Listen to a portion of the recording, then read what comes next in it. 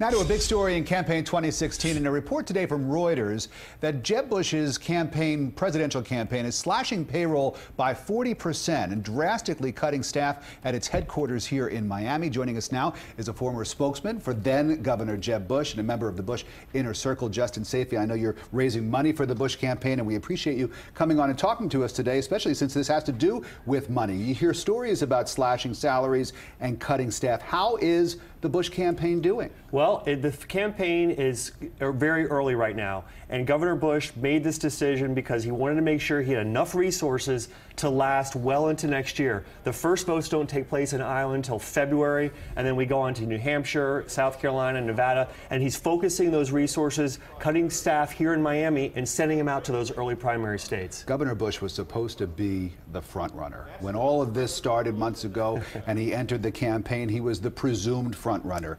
That has not happened.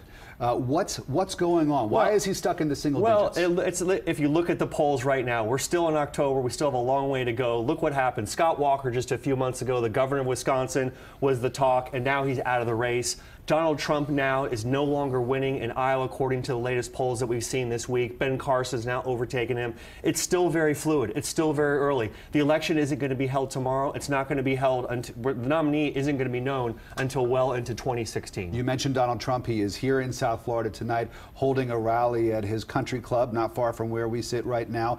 What is the plan to deal with Trump going forward? I mean, if the strategy for the Bush campaign was to wait for him to self-destruct, that doesn't seem to be happening. Well, no, look, Donald Trump is drawing a lot of crowds. He's drawing big audiences on television. But at the end of the day, the voters are going to have to make a decision who they want to sit in the Oval Office, make decisions not just about domestic policy, but about foreign policy. I think at the end of the day, once we get into 2016, the voters are going to focus who do they want to lead the country, represent America. I think the decision is going to be a lot different than what they're telling pollsters today. Say what you want about Trump and even Dr. Ben Carson, their message seems to be resonating with people. What can Jeb Bush do in 30 seconds that he hasn't done yet to get that message out there? He's got so much support here in Florida, his home state. Yeah, one of the things they announced today as well is that Governor Bush is going to be spending much more time in those early states. I believe that people here in Florida know what a good governor he was. The more he's able to go introduce himself, get in front of those voters in New Hampshire, South Carolina, Iowa, and Nevada, those important first primary states,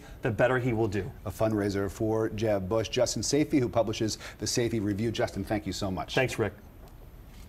And stay with CBS 4 News and CBSMiami.com for continuing coverage of Campaign 2016.